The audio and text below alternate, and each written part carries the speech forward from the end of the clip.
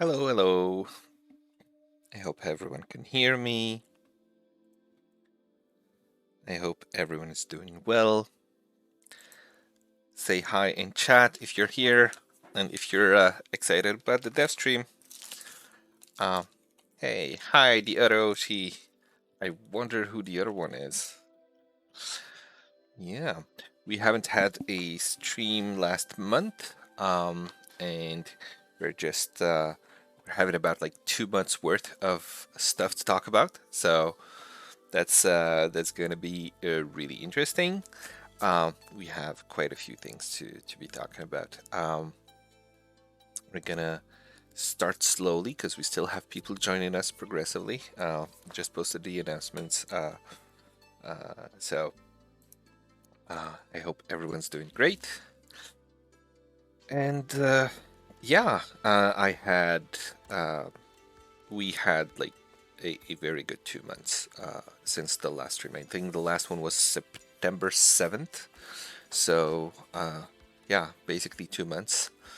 And yeah, there was a couple of weeks in there in which I was taking a sort of semi vacation, and we've had a lot of work that went into hiring that I'll be talking about soon. And yeah, lots of exciting announcements to make today. So, um, hey, TCU, just wanted to say for spectacular, thank you, TCU for that. I'm glad you're enjoying the platform and the work we've been doing on making it as awesome as it can be. All right, um, good. Let's get started. Let's get started. Um, So, as I was saying, we did some hiring. I believe you've seen the announcements in the last dev stream where we were asking, developers, sysops, sysadmins to send their resumes because we entered a hiring phase and we wanted to expand the team, grow the team, and have some people dedicated to the system administration side, other than me and Bruno, as well as new developers, so we can work on more projects and advance the existing projects a little faster as well, because there's just so much to do with the Forge, and not enough hours in a day, and not enough people to handle all of the stuff we want to take care of. So we had our hiring phase. We received, I don't know, like 200 resumes. We received quite a bit of interest from the community, as well as from people on LinkedIn and elsewhere. Um, Lots of people wanted to get the opportunity. It was really tough, to go through all of the resumes, check out everybody and who would be a good fit for the Forge. But we did that, and that took a lot of our time, obviously, reviewing the resumes and as well as doing interviews with all of these people, etc. And, we had some really good candidates, and at the end, we managed to hire two people. Um, and we still have intentions of hiring some more people in the near future. But you can already see the about page has these two newest additions. Matthew, who joined us, and you may know Matthew, also known as Erenziel in Discord. You may know him from his work on the Lancer system for Foundry. So he is a Foundry system developer who created the Lancer system and manages that open source project with a bunch of other contributors to that. And he joined the Forge about 2 weeks ago at the same time as Niraj. And he's been working on quite a few different things. Niraj is our sysops, and he's been working as well with us for the past 2 weeks, just getting acquainted with the extreme complexity of the Forge infrastructure and learning about some of the stuff we do, as well as doing some improvements and some changes and setting up some stuff that I won't get into. But yeah, some big progress there, and I have a lot of hope for the near future and the long term as well in seeing how these two new additions to our team are going to help make the Forge even better than it already is. So I just want to say a big welcome to Matthew and Niraj, and I hope everybody joins me in welcoming them to the team. So that's one of the things that took a lot of our time. I know that users don't necessarily see that immediately, the fact that we're spending so much time with HR, but you will definitely be able to see that on the long term. Apart from that, uh, Foundry V10. So you all know about Foundry V10. It's been out for a couple of months now, and it's not yet recommended on the Forge, but this is going to change very, very soon. But we've done a lot of work in the past few months just to make V10 as stable as it can be from our side, right? So obviously it was working on the Forge since very shortly after its release, but there were a few things that weren't perfect, and there were a few instability issues. And mostly the big issue is that some game systems, some modules were not yet updated to be v10 compatible, because one of the issues with v10 is that it broke a lot of the APIs that modules and systems use. So a Foundry module or a Foundry system that was working on v9 wasn't necessarily going to work bug-free if it was running as is on v10. So most of the developers had to go in and see what changes happened and adapt their modules to be v10 compatible. So obviously we didn't want users, at least the Forge users, to just update to v10 and get broken worlds and the inability to launch their games. So we wanted to wait until the majority of modules that were going to be ported had been ported to be v10 compatible. And same thing with the systems, because obviously if the system, like you can probably live without some modules, but if the system doesn't work, then you just can't run your world. And one of the issues also is that once your world has been migrated to v10, you can't go back to v9 with that world unless you had a backup. So for us to start recommending v10, we had to do quite a few changes. The one thing that was announced last time was the release of the save points feature, which is awesome and cool and great. And obviously, if you ever forget to take a backup, if you break your world, whether it's because you upgraded to v10 or for some other reason, then you'll at least always be able to get access to the automatic backups here, or these are our automated backups, or take snapshots, save points yourself. So this is a really great way to recover in case of a catastrophic failure. And we wanted definitely to have that feature done and completed before we recommended v10, which we've done, and it's been going really, really well. We haven't had any complaints other than, hey, the automatic backups, let's make that into a toggle whether or not they get displayed. So that was a little improvement that we did. There were little small improvements that needed to happen. So we did that just to kind of like finish the polishing of the feature. We still have very, very small things, such as the ability to sort this list here. Either alphabetically or by last play date and things like that. So we're still working on those little small polishing improvements, but generally speaking, it's been very solid. It's been working, and people seem to be enjoying it very, very much. And one of the features of the save points is that if you do an upgrade to v10 or to any new major release of Foundry, it will automatically take a save point, so you can recover to that point in time automatically. And you'll do that if you're on the World Builder tier, because that's the tier that has access to that feature. And yeah, that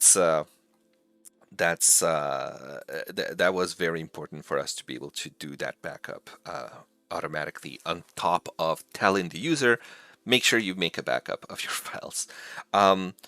But there were other small things, such as, the Forge module itself, while it was working, there were some deprecation warnings. If you were looking at the console, the dev console during the game, it was spewing a lot of deprecation warnings, so we fixed those as well. And we did quite a lot of changes to make sure that v10 was running as smoothly as possible. And I want to show you one of the biggest holdovers, basically.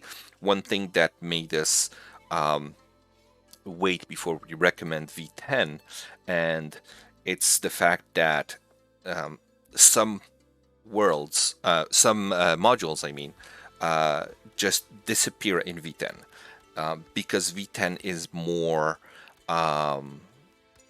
ignore these messages. Some module, I mean, v10 is more strict in the requirements for how the modules need to be, and that caused some modules to simply disappear. And that was the case for most of the shared compendium modules that people have made, either from the Forge or from somewhere else. So when you have like a module that simply doesn't appear at all in V10, you generally just wait for the developer to make an update and you get the update and then it works, it's V10 compatible. But when it's shared compendiums, the issue with shared compendiums is that the whole point of the shared compendiums is that they do not get updated. Because if you do an update to your shared compendiums, you lose all of the data in it. So those were stuck being broken, basically. And as you can see now, if you launch your world and you're on V10, if there is any such module that we detect from our side that they would be not following the stricter requirements of that V10 has started to impose, and that module would not be available, it will tell you some compendium modules have become unavailable due to Foundry VTT version requirements. Please click here to attempt to migrate your modules and make them accessible again.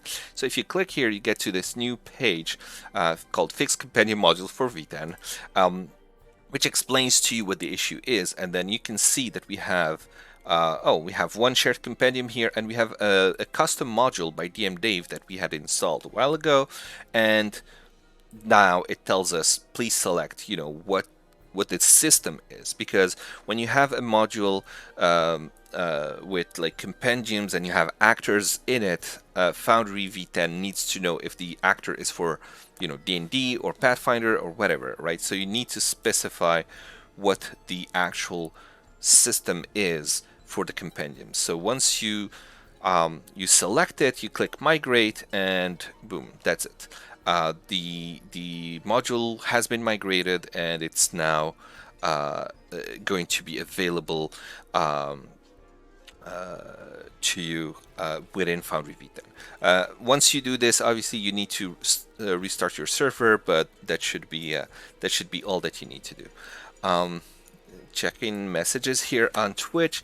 Philanx, shout out for save points. It legitimately saved my world. Well, I'm glad it did, and I believe you're one of the people who gave us a lot of feedback over Discord, so thank you for that as well. Ned Rapper, can we access that page from somewhere else other than clicking on that message? You can access it just by going to the URL here. Obviously, it's not a URL that's particularly easy to remember, but if you see our changelogs, added a new Forge tool from November 3rd, you'll see the link right here that you can click on to access the page. But we don't have specifically a page to access it nowhere other than that, because it's something that you would just execute once, and specifically for V10.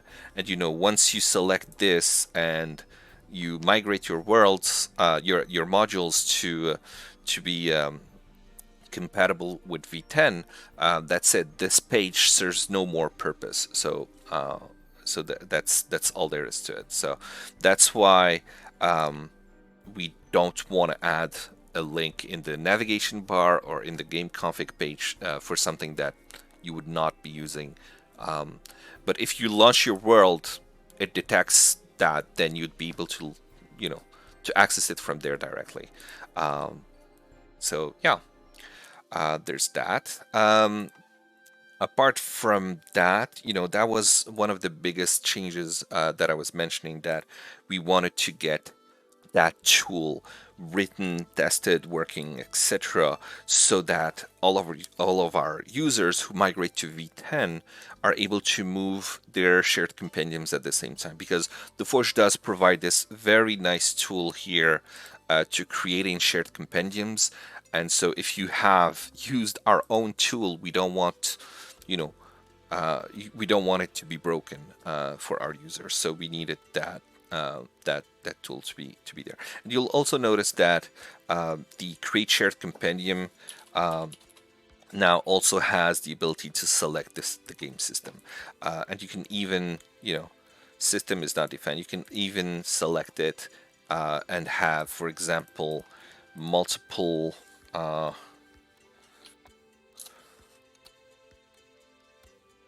well, Pathfinder 1. You can have, for example, in the same compendium, two actor packs, one for D&D 5e actors, one for Pathfinder actors. You can mix them up, so you don't need to have all of the compendium just for one specific system. So that's a possibility. If you unselect that, then you should be able to just select one, but then it removes that option for you, which is also a nice way of doing it. So that was another change that we had to do to be V10 compatible, but there's just too many. The V10 work was very extensive, and there were a lot of small changes that had to happen here and there in order to get V10 working for us and for our users in the most uh, least impactful way. So that's what it is. Most of our staff are already using V10 in their own games, and in fact, I believe we are ready to recommend V10 as the official Foundry VTT version that we want to recommend to our users. And I will do that right now. So if you'll allow me, I will just hide my screen here for a second. Let's see, can I do that? Yeah, there you go. And there you are. Now V10 is officially our recommended version. I'm modifying the database basically right now to mark V10 as the new recommended version. Let me show my screen again. Let's see, there's obviously a little bit of caching, so the change might not be visible right away. It still says V9, but it should appear within a few seconds or a few minutes. But yeah, I've just made the change. So yay, congratulations! Foundry V10 is now the version that Forge recommends to its users. So we'll see how that goes. I expect users will be able to upgrade to it the next time they launch their world. They'll get the notification if they are on the recommended channel, and they'll get all of those prompts about doing their backups, about checking the module compatibility, etc. And if everything is working the way it is supposed to, then you'll be on V10 without any problems. If you do have a problem, then I would always recommend that you disable the modules and make sure that your system is compatible with V10. If you have any macros that might be working in your world, make sure that they are ported to be V10 compatible and things like that. So I'm seeing in the chat here, still waiting on some Free League modules to make it to V10. Hopefully soon. No, it is a lot of work. Yes, it is a lot of work. It is also not 100% that all the modules have been ported to be V10 compatible. I don't know that we'll see a lot more of them ported. I mean, we are talking about probably over 90% of the modules that were going to be ported that have been ported. So you can see now Forge recommended it's V10. So hopefully this doesn't cause any problems, but I'm sure that my moderators and staff are following the Discord channel in case anyone is having issues with their migration. But yeah, I mean, Free League, I'm not sure what the status is there, but it's been, what, 2-3 months now? I think it's been, yeah, a little over two months. So after 2 months, I expect that most have migrated. If they haven't, they are either abandoned or it's going to still take longer. And we just can't keep waiting forever on those things to be ported. It took us a long time to be V10 ready, and it's probably going to take others a long time to do the same thing. But the majority that were going to be migrated to V10 have already migrated their modules and their systems to V10. Obviously, it is a recommendation. It is not a mandatory change. So you can always decide to just set your version to V9 and stay on V9. But I mean, even with the recommended, it will prompt you, basically telling you, do you want to remain on the version that you are currently on, or do you want to move to the new recommendation? So that's part of our workflow, the page that you'll get prompted with. It doesn't upgrade your worlds right away. Don't worry about that. And even on that, even after you change that version to V10, it will still recommend, it will still ask you if you want to upgrade each individual world. Let's see if I can show it here, right? So this is basically what it's going to show you. In order to launch your world, you need to migrate its data from V9 to V10, right? It will check, it will make sure that the system is compatible, because if the system itself is not compatible, it has not been updated or anything like that, it will not let you click the upgrade button. And yeah, it will prompt you to export your world, etc. If you click the upgrade, it will make that world available to be launched on V10. It will automatically disable your modules, and it will take a save point if you are on World Builder. But yeah, there you go. Big milestone. V10 is now our recommended version. Okay, now the next subject here is that we did some improvements with regards to handling of custom modules. There is something that's been missing on the Bazaar, is that when you have custom modules, you used to be to need to go to each one and click the check for updates on them individually, which users did not always realize that, and it might have caused them to never update their custom modules. So now if you click on the update all dialog, you'll see this, and then once you click update, it will update your regular modules, and it will check for updates from the custom modules. This one fails because the URL of the module, see, failed to fetch package manifest. This one fails to check for an update. This one is already up to date, and this one has an update available. So now I can click update custom, and it will update my custom modules. So this is our new workflow here to be able to do a mass check and mass update of custom modules at the same time as your Bazaar modules. This one failed to install. That's not an issue with our updater. It's an issue with the modules themselves. These are just custom modules that we use to test various error scenarios. So it's normal and expected for them to give us an error. I think this one, when it says wrong package archive, it means it's a module, but inside the zip file, it's actually a system.json. So there you go. Can you lock the custom modules as you lock the Bazaar ones? Yes. If you unselect it, then it will lock it at that point. I believe you can also do it directly from here. Yeah, you can also do it directly from the package itself. Actually, it doesn't seem to be working, and that feels like it's a bug. So we'll have to check that out. But I know that it does work if you unselect from the Bazaar the update all dialog that I was just showing. So that was another improvement that we did recently, and hopefully it will help a lot of you that use custom modules.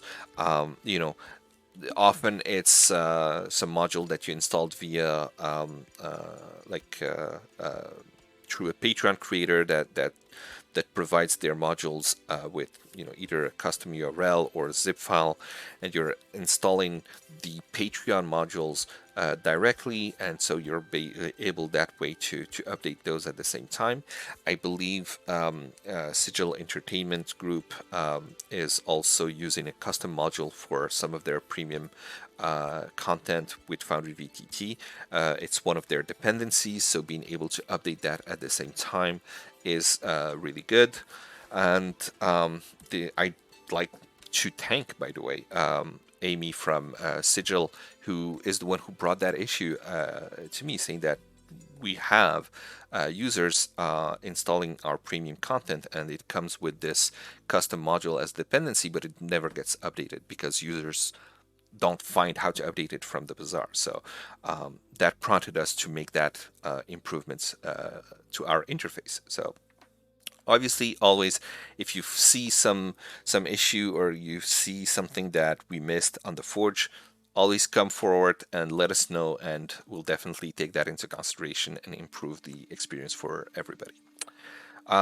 So yeah, there you go. We've done a lot of other changes, but before I get into all of those, I did want to touch on the subject of some of the issues that we encountered recently. I don't know if you were specifically affected by it or if you've heard about it, but we did have a DDoS attack recently targeting the Forge. And it's really unfortunate. If you go to our blog, I mean, if you're not aware, we do have a blog, The Adventure Log, and you can go to our blog and there's an article about it that explains what happens, full transparency about kind of like what the issue is, how we handle it, and things like that. If you haven't read that blog post, it's going to be very helpful to understand kind of the situation that happened. We've had attacks on the 20th of October, going all the way to the 26th of October. We also had one yesterday, and it's very unfortunate. I don't know the reason behind it, but it's someone who is malicious, who wants to disrupt the games of other people on the Forge, and it is definitely a criminal activity. It's something that is absolutely not acceptable, and we have already contacted the police and provided them with various proofs and information that can help them track down the perpetrators. I just wanted to touch on this subject, make sure that people are aware that this kind of attack is not a hacking attack. It's not something that puts your account at risk. It doesn't put your data at risk. There is no leak of information. There's no data breach or anything like that. It's basically, the way I like to explain it to people who aren't aware what a DDoS is, it's basically when you want to have a sitting in front of a government building as a way to protest, right? You gather a bunch of people and you just sit in front of the door of the government building. That prevents people from entering or exiting the building, right? It's kind of a similar thing.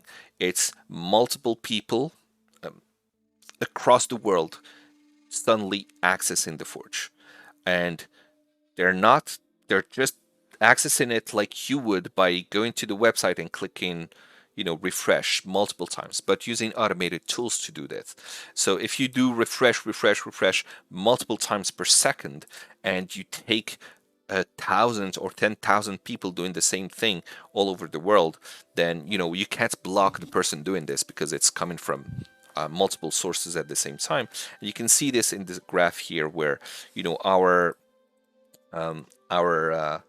number of requests coming in per minute here are generally less than a million, and then suddenly it went to 110 million, and you see all of these spikes is the attack. So when you have so many people accessing the website, it just creates that bottleneck and prevents other legitimate users from accessing the website, because the servers are overloaded just trying to respond to everybody, unfortunately.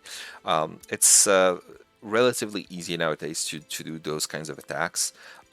So we do have mitigations in place. We do have things that are set to prevent these kinds of attacks from happening. And it's been working relatively well. The first time we had the attack, we had a couple of hours of downtime, unfortunately, and then yesterday's it was just a couple of minutes. They did use a new approach to try and circumvent the protections that we did last month, but we were able to very quickly compensate for that and protect our services and our users. So. Generally, if these kinds of things happen, it just means that you'll see some slowdown or basically being unable to access the website entirely. And we're just getting better at handling those. Apart from that, there was also a series of unfortunate coincidences where our service provider was having issues in October. Two different service providers had, I think, two or three different issues that all seem to happen at the same during the same month. So that plus the DDoS, it just was a very unfortunate month of October in which we had a few small service disruptions and a bigger one with the DDoS that happened throughout the month. So wanted to sincerely apologize to all of our users who might have been affected by that, and just want to thank you as well for understanding the situation, understanding that we're doing everything within our power to minimize and mitigate these kinds of issues and make sure that your games are not disrupted in any way within our power, of course.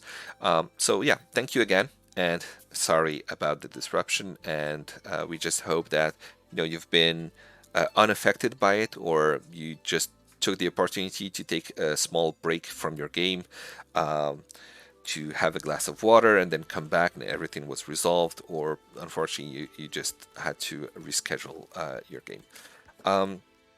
So yeah, I just wanted to touch on that subject because I know that people were affected, and it's important to me that people know why that happened and what they can do about it. And in that case, what they can do about it is just letting us know if it affects them in any way, and that's all. But from the user's perspective, there's really not much you can do. And because of that issue, I have offered one-time kind of thing where if you contact us, we'll will give you a credit to your account if your game had been disrupted by the DDoS and you want to get that credit. Just let us know. You can get the information about it and the link and the email address and everything from our blog post. So I encourage you to go and read it. It's informative and gives you that little bit of information about the credit as well, if it is something that interests you. All right. Moving back into kind of the various changes that we've had in the last 2 months. Like I said, we've done a lot of stuff, but it's not huge stuff like the Save Points release, which was, over a year in the making. But we've concentrated a lot in the last couple of months on small polishing tasks. So, small changes that you may or may not notice, but it's mostly about polishing and improving the user experience.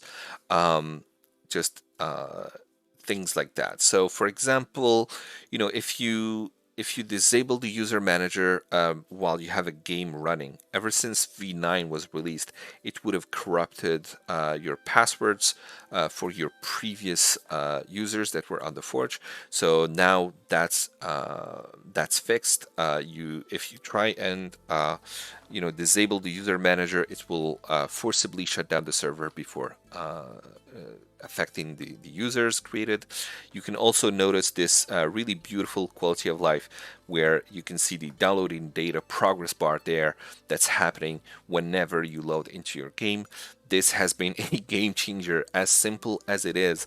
It's been something that we've received a ton of feedback on, people loving it. It's a very simple change that we've been hoping would have been implemented by Foundry in V10, but it hasn't. So we just decided to go ahead and implement our own progress bar there because a lot of the users, especially with slow internet connection in rural areas and things like that, they see just this gray screen that we used to call the gray screen of death. That's that can be very confusing if you have to wait like 30 seconds or a minute before you see anything.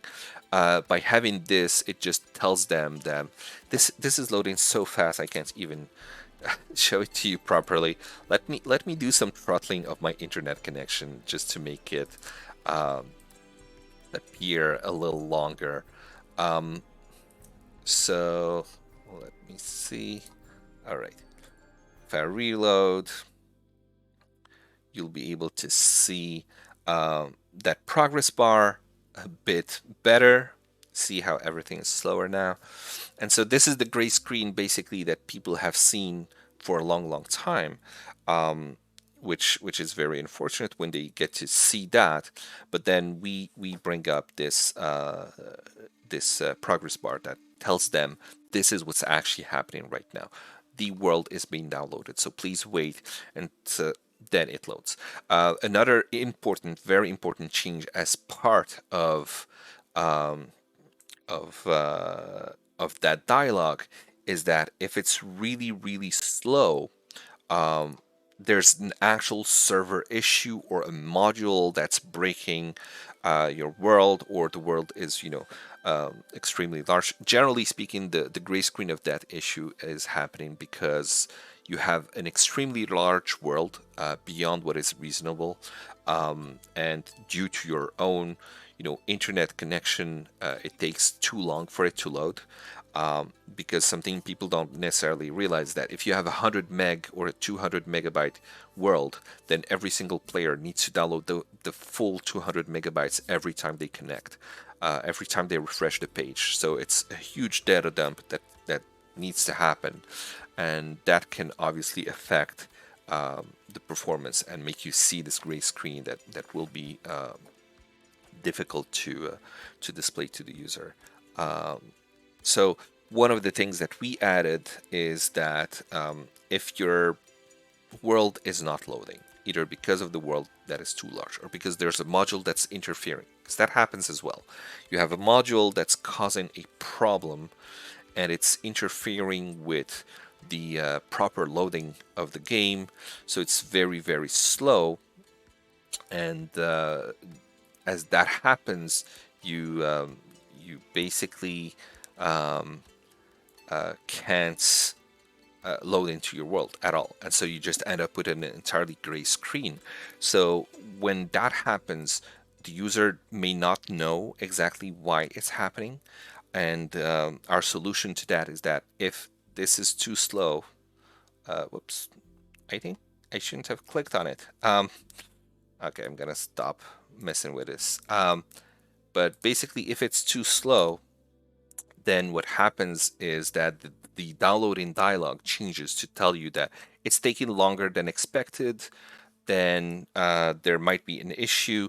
Click here for our troubleshooting guide. And then you get sent to our troubleshooting guide, which should tell you, how to check for the world size, how to disable modules, how to launch into safe configuration mode, and things of that sort. So you're able um, to basically troubleshoot the issue and resolve the problem without being completely lost as to why do I just have a gray screen with no information, no recourse, etc. So that was another one of the big improvements that we did, and at least that users have seen as being very, very beneficial. And it's a very small polish, but it has a big effect on the user's experience on the Forge. Um, Let me catch up real quick here on the chat in Twitch. Let's see. If you throttle the internet, yes, I did that. Yeah, just the web browser. This one. Grab the internet cable by the neck and squeeze. Yes, I am squeezing the internet cable. So there you go. This is what I wanted to show. So your world seems to take a while to load. Refer to this guide for troubleshooting possible issues. And so then you can just click here, and then what is the gray screen, how to fix it. Is it hardware acceleration issue? Is it a world size issue? Is it a module issue? And then you can, get that information from here and be able to potentially fix it before having to request support to look at what the issue is coming from. There you go. Yes, Dork Ilf, good rule of thumb is put everything not being used in the current session of every session into compendium. Yes, I mean, you don't need to only have what you're going to use in the current session, but a good rule of thumb is to just not do a mass import of everything on the face of the planet, which is what a lot of people do. They're like, oh, I can use these tools to just import from, let's say, D&D Beyond, and so they import the entirety of D&D Beyond into their world. Even in a compendium, it can have an effect, but not as bad of an effect, but it can still have an effect on your game. So just not importing everything is generally a good rule of thumb. Just what you need. Hey, Mr. Primate. Yes, you're to blame. No, not to blame. To be honest, your tool, DDB Importer, if you have not used DDB Importer by Mr. Primate, who's currently in chat here on Twitch, what an honor to have you here. Definitely check it out. But as I was saying, don't import everything that's there, just what you need. Another question we have. So generally we do the Q&A at the end, but let me see.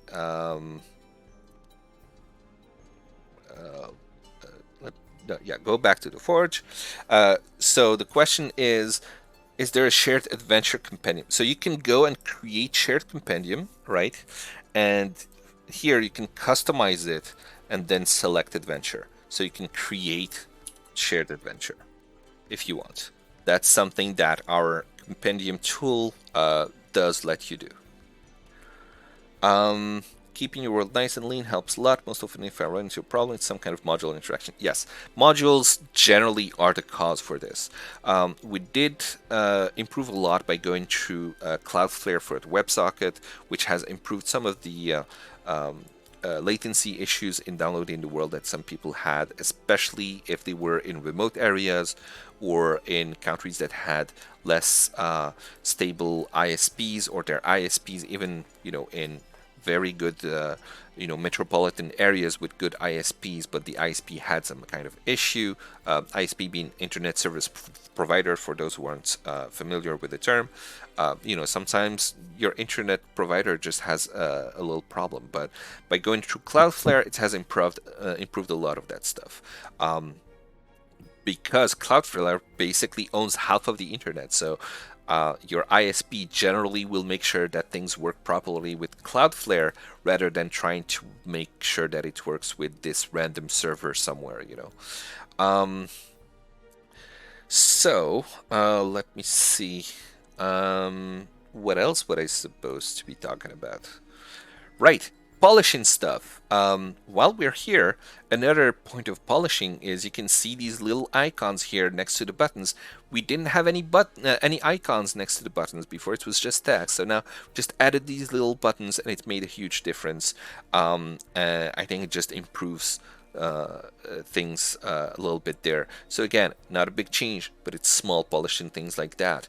We've improved the import wizards so that when you're converting your world, instead of taking a couple of minutes, now it takes less than a second, generally like 15 milliseconds or 100 milliseconds instead of a couple of minutes. So it's a big optimization when you're importing content, that it's migrating that content to your assets library to use your assets library, and it's doing it very fast now, which has been really cool.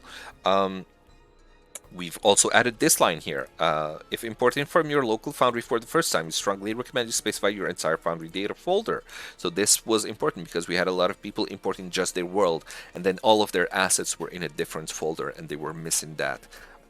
We generally tell the users to do it in the import wizard documentation here, but we didn't have it in the dialogue itself, and now having it in bold makes it a little bit more obvious. Something else that we notice is that people on V10, they would import the world from V10, but because our recommended was still V9, they would run into V9, not displaying their world entirely. Because once you migrate the world to V10, it stops showing in V9. So they would be complaining that, well, I just imported my world, but I don't see it in Foundry. So another little polishing task that we did is that once you import your worlds and it's the first time you do it, then we're able to detect what is the version of Foundry that you are using locally, and then we set your version to the right one. So basically, we switched you to the latest Foundry instead of the recommended if you were on V10, as an example. So this is basically one of the changes that we did that has improved the user experience again. And what else? Um, oh yeah, another thing is that you see here we have 0.7.10, 0.8.9, we have version 9 with one build basically, and a few builds from version 10. Um, but before we had the entire list of releases since 0.6.0.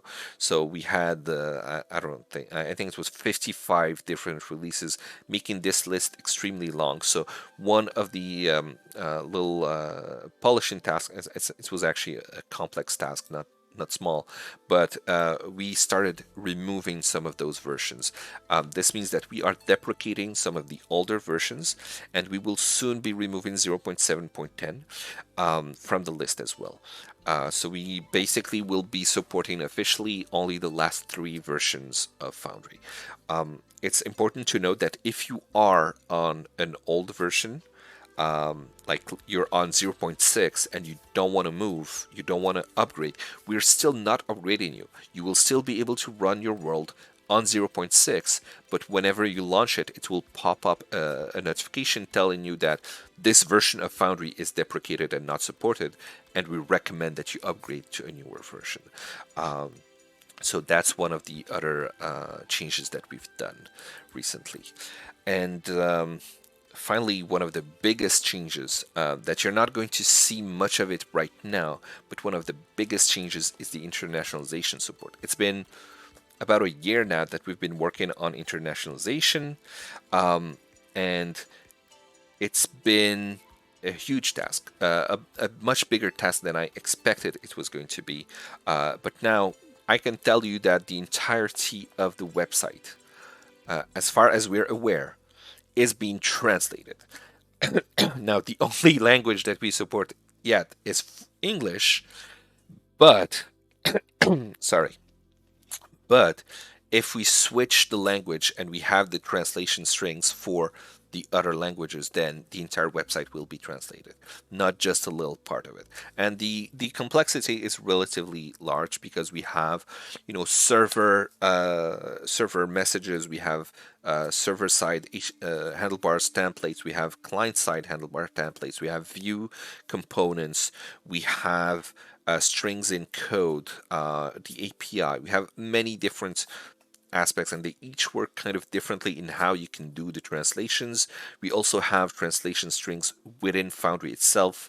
Like you saw the load-in world data, that's something that needs to be translated as well. So there's quite a few different components in that need to be translated in how to translate them as well, and a lot of strings that are the same in each of these different namespaces, as we call them. And yeah, we finished that work. And as we finished, we found a few different issues. Like, for example, you would see actual HTML code in an error notification instead of a clickable link and things like that. So we've been catching all of those instances and fixing them at the same time. And now we are basically ready to start translating the website, which we've already started to work on that, but also we want to integrate with WebLate, and that's actually something, if you aren't aware, Foundry Hub is offering a WebLate service, so you can basically have different modules. You can register your own modules there if you want, and you can see kind of the progress, and there's a community of translators there that are able to add translations and suggest strings to translate and things like that. So it's really cool.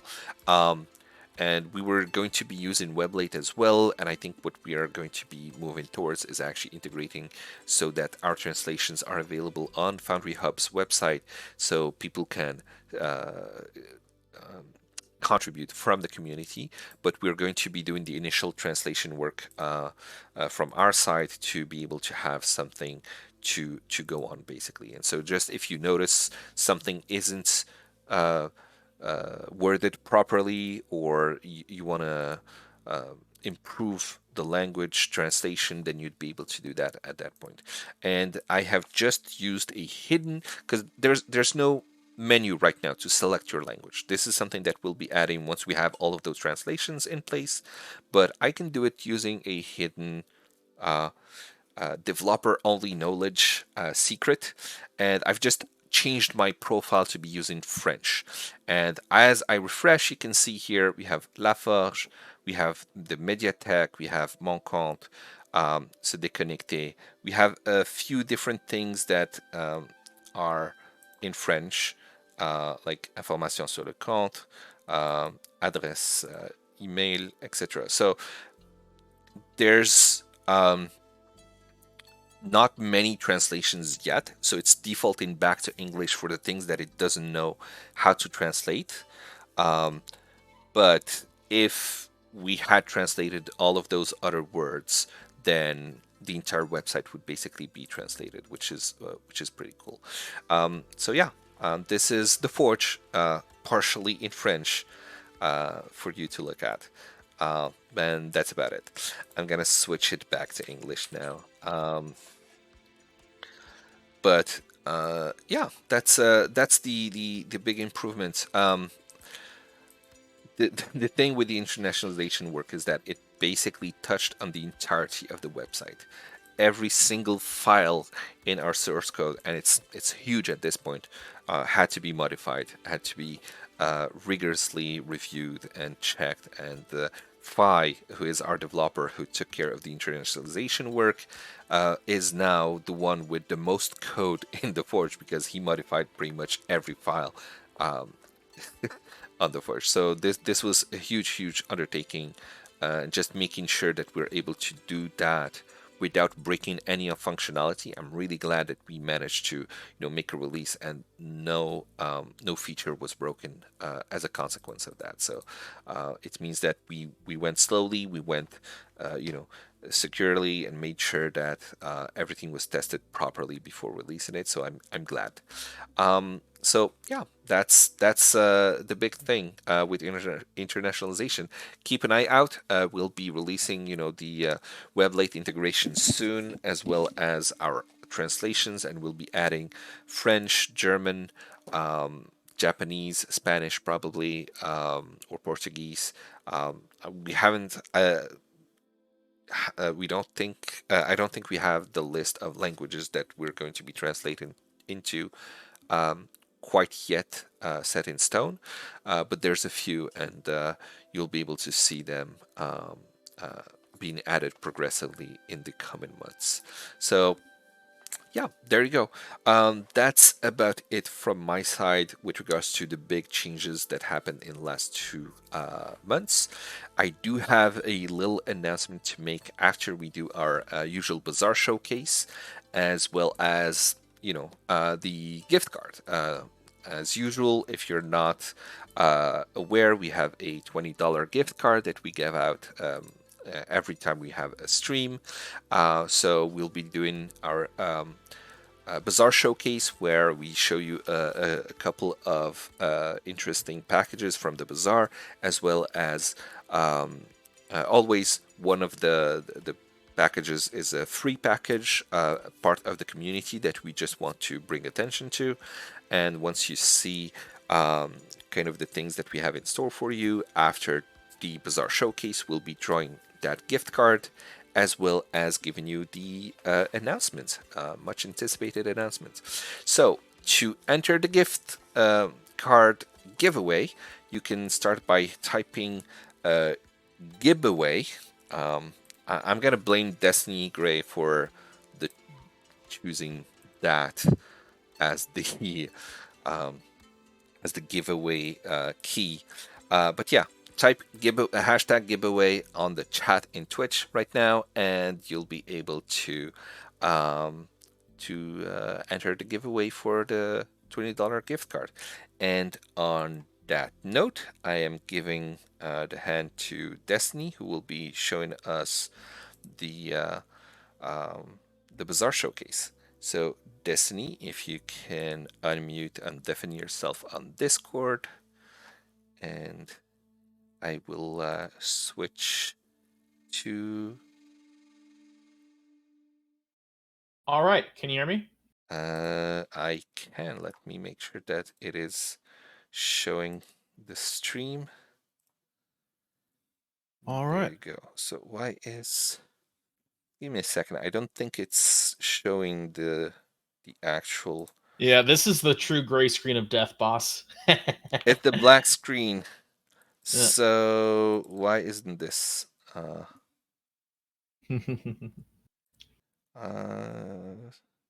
we in the right channel? Oh, I think we're on the wrong channel. No, we're in the right. Yeah, we're on meeting 2. It'll work still. No, it's basically, yeah. I've switched it now, but Okay. yeah, it was. It's because OBS grabs a specific window, and the window title is based on the channel name. So we were in the wrong channel for the meeting, and so it was just not grabbing the right one. Now it's not black anymore. Everyone sees. All right. So you guys might hear some music playing in the background. We'll get to that later. But today we'll be showing off a few packages from the bazaar, some ones that I'm pretty interested in. And we start off first on this kind of generic map. You can just ignore that. It's not part of the showcase. What we have here is some cyberpunk tokens. We've got the obvious choices: a criminal brandishing a gun, a poor businessman getting mugged. But little does the criminal know behind him is a police officer, a very convenient cop, as well as a medic to handle things if anything gets out of hand. This is from the Cyberpunk Tokens Pack 4 by Pew. He's started submitting content to the Bazaar in large number recently, and they've all been very interesting cyberpunk tokens. I'm sure people who run cyberpunk systems know very well that there's not a lot of art out there, and Pew is on his way to trying to make up that difference. We'll just go ahead and reach into the assets here. As you can see, you can find them all here. If you use Molinet, or Molinettes, I don't know how to pronounce it, Kakarot. Is it Molinettes? Yes, it's French. Yeah. It's fancy. Yeah. It will also index these asset packages for you. So you'll see here that there's quite the selection. For instance, you've got these prisoners here. You've got robots to use. It's just it's a good amount of color difference and stuff to make it varied, and it does work with wild cards. I have set it up so that wild cards does work with actors. For instance, let me see here. So here's a police officer. Drop him onto the canvas real quick. Oh. Okay. What did you do? What did I do? Good question. Well, that's odd, but it was working before the live stream. Anyway. It always breaks during the live demo. Exactly. Somebody call the cops. Anyway, if you run cyberpunk systems, Pew is on his way to help you remedy any shortages in token art for all your basic NPC needs, and it's starting with these tokens. He's recently submitted a vehicle pack as well, so if you need futuristic vehicles, he's definitely the artist to check out. And once you purchase an asset package, all you have to do is enable it, and it's available instantly. No need to restart the game or anything. It's only $4.99 on the Bazaar Marketplace. As you saw when I opened it up, there are hundreds of tokens with many different varieties and color art choices. I would heartily recommend the content. Definitely a must-have if you have a cyberpunk game. And I saw that there's multiple packages as well. Yes. With different things for cyberpunk. The art itself is safe for work, but some of the packages do go over topics that are a little NSFW, so I can't show it on the live stream, but I would heartily recommend it. It's great. I love each and every one of these tokens, and they're great overhead tokens. Look at this variety here. Like, look. Surrendering, holding guns forward. I'm sure with a little module use, you could even get creative and change tokens on the fly. It's definitely something worth looking into. Yeah, and I saw some that were standing and some that were prone as well, which was interesting as well. Absolutely. So yeah, next token we'll be going over is the Commoners tokens by Neverending Incorporated. They're an interesting creator because they're not just a creator, they're a character art generator. We've shown them off on our live stream before, and they run a character generation tool where you can customize art and set it up. And this is just an example of some of the automation tools they have for it. You can see here there's these awesome character portraits that just ooze with a good fashion. It doesn't look super stupid or anything like a lot of character art generation does. It looks really nice. It's well set up. It's the kind of thing you can use in your campaigns and it'll look good. Like look at, and that has these different clothes choices. Absolutely, Fee. The Token and Wildcard module would fit well with PPU's package. And this is just an example. It's pre-assembled commoners from Neverending that they've set up, and you can get each of these tokens come with different borders. So you can here we'll just take a look here. So each token comes with a tan border if you like using tan border art, and a darker portrait and a darker token border. And there's different color variants for each character. It's the kind of thing that's useful if you just need NPC art on the fly. And that's kind of the goal of a lot of this Bazaar stuff, that you can grab the stuff on the fly and don't have to spend time uploading it and then setting it and stuff. You can just buy it and then set it. And you don't have to go through the pain of uploading for each individual NPC. You can just get back to them later. Like, look, we even have some convenient soldier art, some guard art, some bakers. You always need bakers. Bakers were a common thing in medieval towns and villages and such. So, this is awesome. I really like Neverending because of the versatility and being able to do something like that with a generator, like a token generator, is very surprising because it does not look like it was generated by a computer. It looks like each were individually hand drawn by someone, and that's really, really good. Absolutely. And so I'd recommend checking out those commoner tokens in chat. And I would also recommend checking out their website. Heck, it's beneverending.com, I believe. I believe so. I'm gonna post in the website on the chat a link to their website. Thank you. Yep. It's if you're ever in need of a variety of token portraits and art for your game, you need some, and you want this art style here, which I'm a big fan of. Check out their service and check out the content they sell, because this isn't the only package they sell in our service. You can find all of their content under our asset packages, and it's only $4.98 on the Bazaar Marketplace. I'm not sure why they chose 98, but because I think they want it to be cheaper than all the other ones that are $4.99, or maybe it's just a typo. I don't know. Yeah. But yeah, it's really cool, and I'm just checking out their website. You can see some, they can create full characters, not just the token and the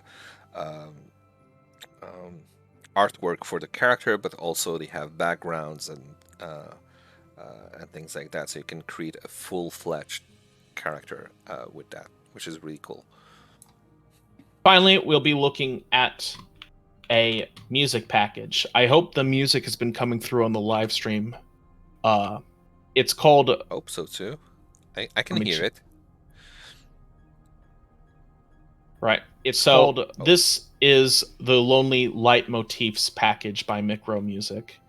It's been playing in the background the entire time, and it's lovely, as all Micro Music is. The package's goal, the goal of their album here, was to make some lonely sounding music, forlorn, dare I say it, melancholy. And they have, as usual, different ways of achieving that. They have a Village of Monsters looping version, which makes for good combat music. We have For the Final Time, which feels like something you would use in a mystery at the end of a show when you've solved the mystery, but there are still hooks left unsolved. Things that you aren't able to explain. That kind of thing. It's the kind of thing. Might be too quiet. Oh no. I fear it might not be playing that music on the live stream, boss. I think it's just too quiet. Can you just increase the volume, maybe?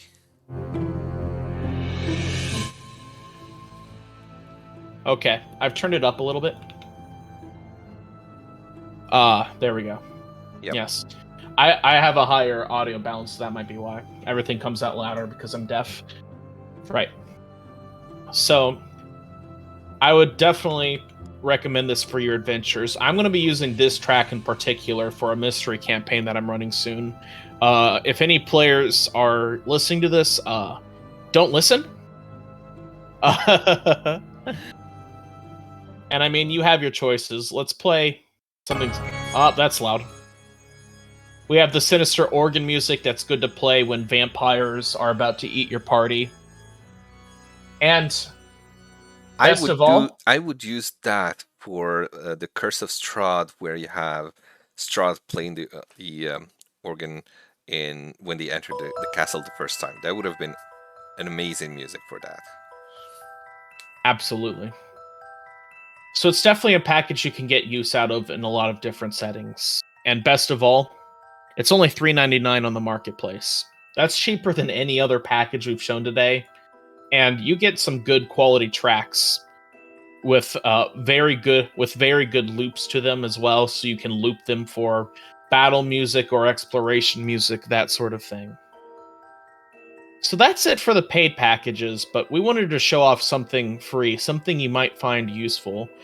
We looked at some of the more popular packages in the package jam that the League of Foundry developers recently ran. For those who don't know, a package jam is just a kind of we're gonna jam this stuff together and make it quickly.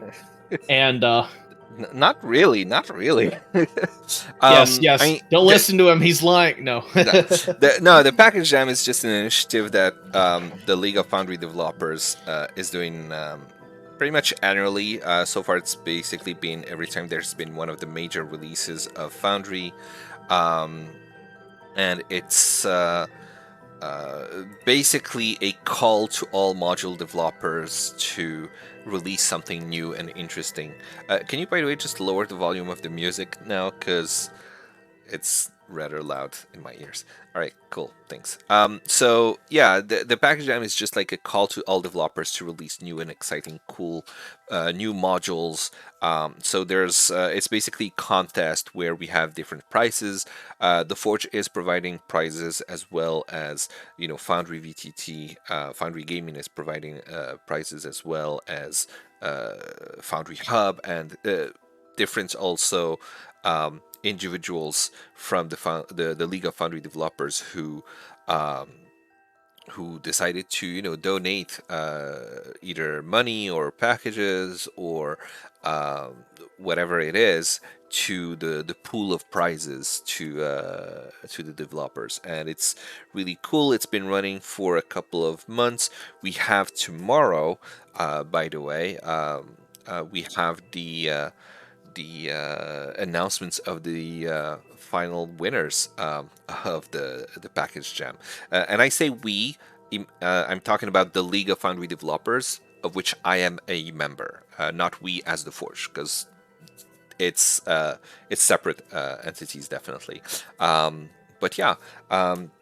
So the package jam is just this contest of what's the best package, what's the most useful, what's the most polished, what's the wackiest module, and things like that. There's different categories, and we also have a category for the first package. So if you're someone who isn't a developer and you release your first package ever, then you can win in that category, things like that. So it's just a way to celebrate a Foundry release and celebrate the community of Foundry developers, which is, an amazing community.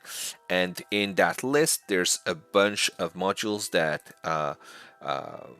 were really interesting, and we just looked at a few of them and pretty much took one at random to showcase for you.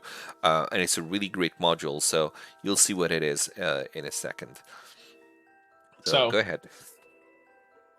So yes, and you have to make it quickly. No. So we'll be looking at Alpha Suit, a module by Averin. They've made another module before. And the price of this package is free. Yep. You do have some Patreon features that they've added, but the base functionality is absolutely free. So this looks a little odd at first, but this is a nice little organization tool. This basically does everything you have on this sidebar here, but in a more compact form. You might call this just a, if you think of this section as like a file directory on a computer, then this is just a more convenient and compact way of quickly doing organization within it. For instance, I can make NPCs, and then I can, let's see, I believe it's shift to drag and place inside. Oh yes, here, I have to open the folder, and then I have to place it inside. Whoop, there we go. And this is a way of quickly organizing your stuff. You might notice that it's trying to be more compact than this. It's trying to bring quicker focus to the stuff you might want to organize. The point of it seems to be, from what I've seen of it, a way of organizing your stuff quickly if you have a larger screen. If you've ever used Foundry VTT on a larger screen, it works great. But it can always, but I like a more compact kind of mouse drag, and it's a nice alternate way of looking at stuff. You can see here that I can create a folder, create a document here. I can favorite stuff, and that's a big thing. I love being able to favorite stuff. And I can even view stuff that's on the canvas right now. Like, for instance, if I drag the police officer to the canvas, let's just go here. Let's just close this real quick. Oh, okay, there we go. Just so switch to the other scene, yeah. now. So we have the police officer on screen. We'll open Alpha back up, and then we can just click on scene, and it'll still show the example police token. Is that a deep search bar in a favorites? It is! It indexes all of this, guys. All of your stuff gets indexed as well. So you don't have to just go browsing through the stuff and hope you get lucky with a filter, because I don't know about you guys, but I mistype all the time.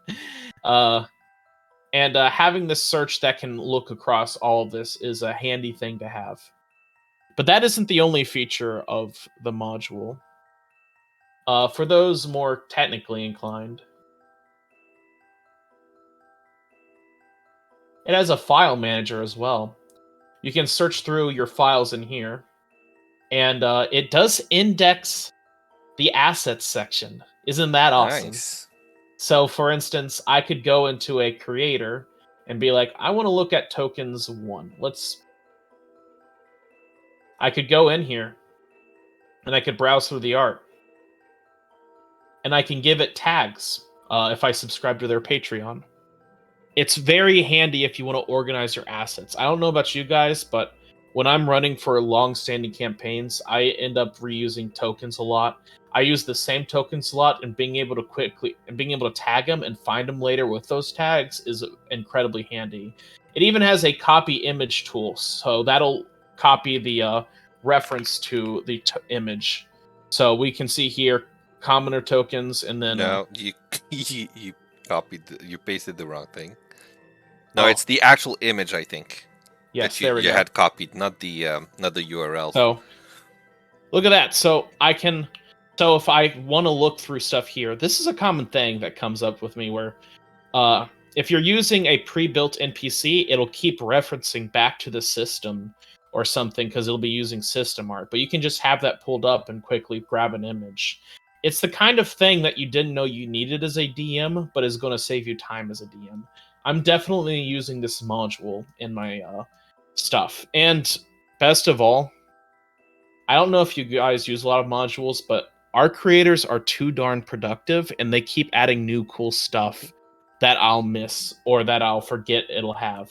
So they have the documentation built right here into Foundry where you can click on how the filters work, how the tags work, and all of this. It even shows you where you can support them and how you can get access to these benefits. This is among one of the many cool package jam stuff. There's a lot more than just this. And when the League of Foundry Developers announces who wins, I believe that's tomorrow at 5 p.m. EST, correct, Kakarota? It is, yes. 5 p.m. Oh, yes, and I believe there was a link. I had just seen it. I do want to link it in chat real quick because Okay. I definitely recommend checking out the winners because they are all because everyone who got voted for, they are going to. I recommend checking out each and every winner. I don't know the winners yet, but I saw the nominees, and oh my gosh, the nominees are so. Oh my gosh, I whoever know who the wins is winners going are, to be. but I'm not gonna tell until tomorrow at 5. If this doesn't win at least one, like I don't like what are the other packages? I checked them out, but gosh. Anyway, that's it from my Bizarre Showcase. Again, it's Alpha Suit by Averin, and I recommend giving them a look. But that'll be it from me. Right, awesome. I definitely like seeing that favorite option.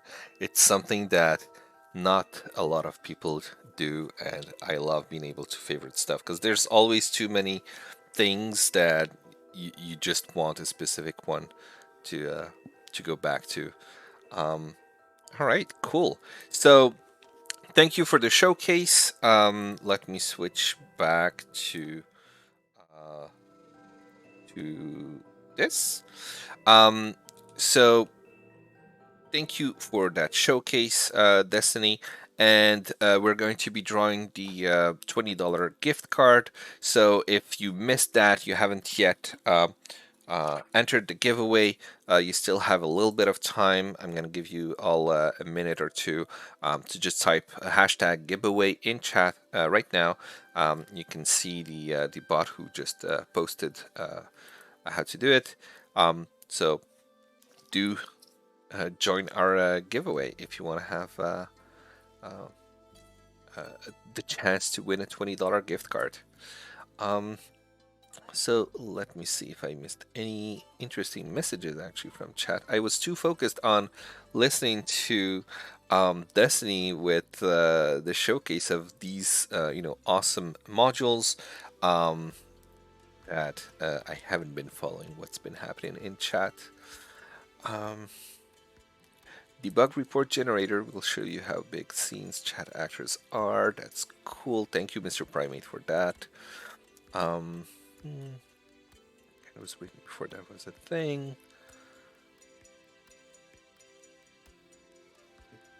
Sizes of things as well as the number. Yeah, Mr. Primate, that's one thing that I really find interesting, and I generally just do it manually with json.stringify and then .length to see how each thing is, and then trying to drill down into finding what's taking that 60 meg, because there were like users with an issue where they had 60 megabyte actors, and then you find it's all coming from a single actor. It's all in a flag, for example. So being able to kind of drill down to find where all of that size is coming from, it can be a challenge sometimes. Awesome. All right, so let's see.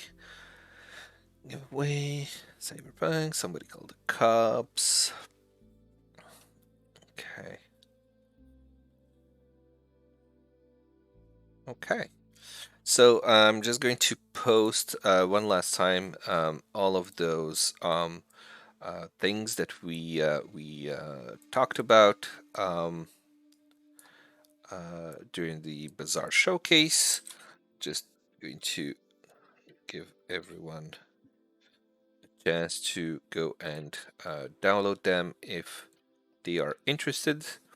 And I see that nobody new entered the giveaway, so I'm just gonna draw the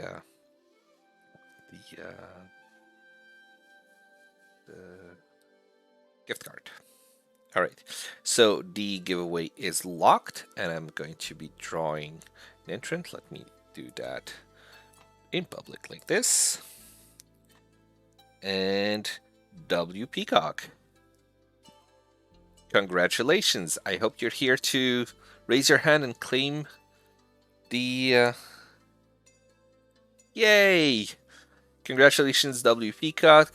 I believe Destiny has the gift card, and he'll be able to send you that via a private message on Twitch directly. Congratulations, $20 gift card. You can use that towards your subscription or to buy something from the bazaar, or buy a little and use the rest as a new gift card to someone else if you want.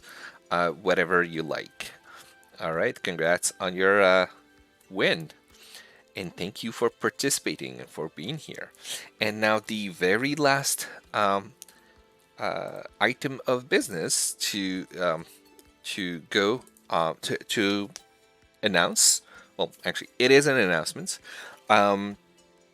So we have coming soon our Black Friday sale. So this is something that many of you might have been expecting, because Black Friday, everyone likes to do sales. Historically, also the Foundry BTT has done sales, as well as the Forge during the Black Friday time. This time we'll be doing a full week of our usual 10% sale for Black Friday as well as Cyber Monday. So you can expect that starting November 21st. I take the chance of saying that now, because usually, business-wise, people don't tell in advance that you're going to have a sale, because people are not going to be subscribing or buying, because they're just going to wait for the sale. But I just wanted to go ahead and just let you all know about the upcoming sale, because one thing that we did, I believe at the last sale we did, is the adding the ability for users to take advantage of a sale even if they are already subscribed. So I don't know if I can actually show that here, because I don't think I have a regular subscription.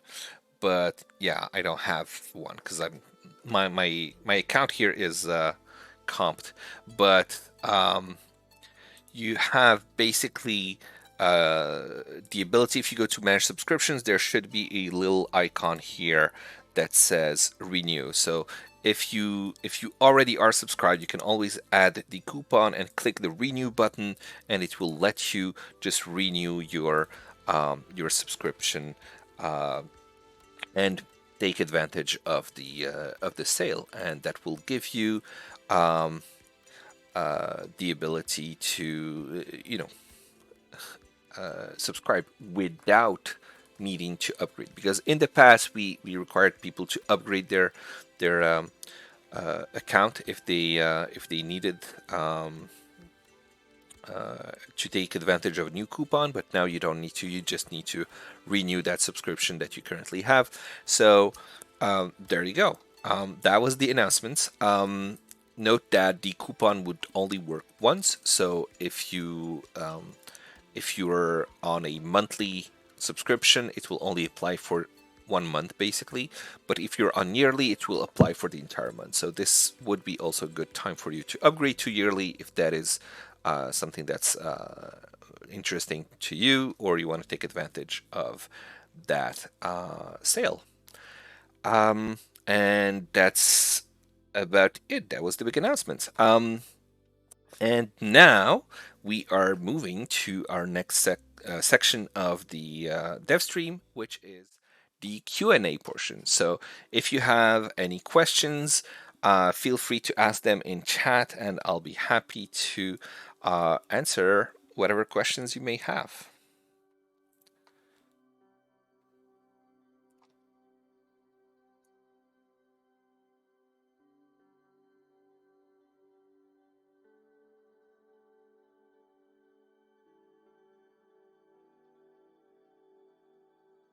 Hello. Is anyone alive in the chat? Any questions? You like pie? Um, I like pie as well. I do. I do. I like pie too much, and that is a problem. I'm trying not to eat as much pie anymore. uh,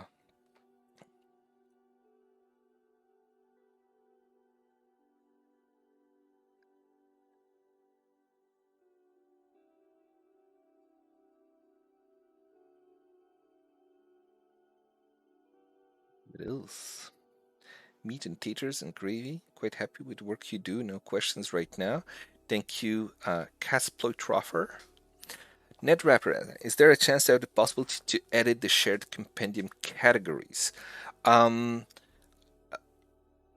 after they are made. Okay, so that's the important question. So, when you create a shared compendium, you can definitely edit and create how many actors or whatever you want, how many packs inside of that compendium module of whatever types you want, as I've shown a little earlier during the stream. But after they are made, you can't do that because that would be a little too complex, and we don't want to have an interface that is overly complex. I believe in that case you have two choices. The first one would be to just create a new compendium module with your customized packs, and either move the content from one pack to the other, or you can then download the compendium modules and just move the files from one module to the new module, replacing the old empty files. Like you'll see a packs folder and DB files in each that correspond to each of the packs. So you'll have like actors1.db, actors2.db, items3.db, things like that. And you can just rename the files to overwrite them and then re-import that new module that you created. And it will have all of the new categories and all of the same content that you had before. So it would be a little bit of manual work, but it's generally rare that someone wants to do that, and in that case they can either have two separate modules, or do that little bit of manual work to merge their their modules together, to get what they want. But yeah, we aren't planning on creating any kind of interface to modify an existing module to customize them in the way that you might want. All right. Any other questions? And don't start talking about food, because that makes me sad. Um,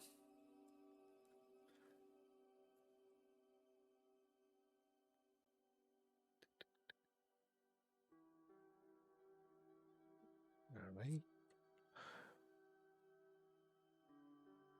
The ugly DM said that I already answered his question.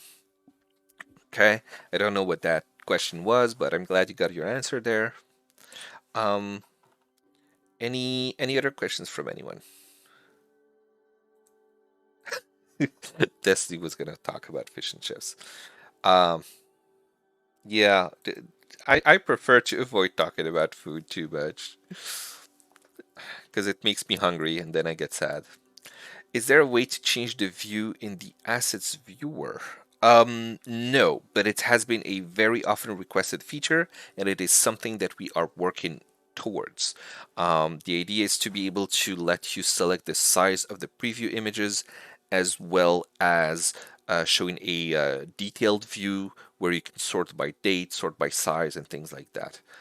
That's the plan, to redesign the assets library, and that's actually the first big project that we will be assigning to Matthew, our newest addition to the development team.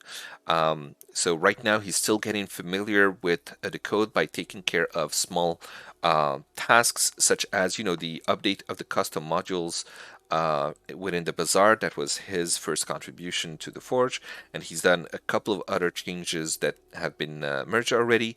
But the redesign, let's say, of the assets library view, that's going to be a little bit of a bigger project, and that's the next project that he'll be working on. So soon, hopefully, with a detailed view and the all the other features that people have been submitting for the last couple of years, we've taken good note of those, and we'll try to fill as many as possible from those requests. NetWrapper, can the asset library display the size of an asset on hover? No, I don't think so. I think you would need to click on it to see the size. It used to be that the hover would show you a bigger preview image along with the size and things like that. And it was like we received a lot of feedback on it that the hover showing you a little something was very disruptive because you're trying to look at something and you move your mouse and there's this hover image that keeps popping up everywhere. It was very disruptive to users, so that's why we removed it and replaced it with the sidebar on click. So yeah, I think with the redesign, once we have the detailed view, that's going to be less of a problem because then you can just switch views and see what you want basically. It was about shared adventure. Oh yeah, the shared adventure compendium. That was actually a good question as well. I do want to have more tools written by the Forge to do things with the adventure compendiums. Like if you're, I don't know if you've seen that. I think we showcased that the last time. Let me show you again. But we have a new interface for creating a new world. So you can see here my installed system. So I can select like DND 5e. I can, create a new blank world. I can go in the bazaar and just select one of my one of the worlds that I purchased or the free worlds available in the bazaar or premium worlds, things like that I can then purchase. I can clone worlds, etc. And I can do that to basically create a new world, right? A new game. This is obviously if you have the game manager enabled on the Forge. One of the things I want to add is also the ability to not just show worlds that are part of the bazaar, but also modules that have an adventure compendium and being able to basically create a world and auto import the adventure from the module automatically into that blank new world. So you don't have to go through that step yourself. And I think that will just make it easier to just find your content in that way, or even from within the bazaar, being able to go to the bazaar and look for, I don't know what kind of premium adventure that you might have here. Let me see if there's one that I can quickly see. Let's say Dragon's Horn Adventure here. Instead of installing the module, there could be, a button that just says create world from this module, something like that. That would be really cool as a possible solution to that. So yeah, hopefully more or better support for adventure packs or just adventure modules in general.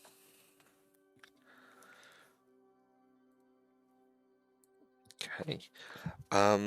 Yeah, the adventure compendium is not there by default because generally speaking, most users are not going to want to create an adventure because that's meant to be for distributing that to users. So it's not there as part of the default packs that get created in a shared compendium. All right. Anything else? Or I think we'll have a short Q&A session today. So I'll just give you all a few more seconds to throw any new questions that you might have.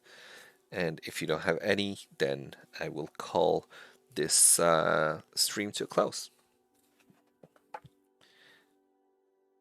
All right. 10, 9, 8, 7, 6, 5, 4, 3, 2, 1. Take off. All right. So no more questions. Thank you all for being with us, following along. Thanks for coming to the stream, to giving us your trust and your patronage, and showing all your love for all the things that the Forge does. We very much appreciate it, and the Forge could not be what it is today thanks to without everyone who contributed to its success. So thank you all. Thanks for coming to the stream, and we will see you probably next month, just before Christmas, I expect. So take care, and see you soon.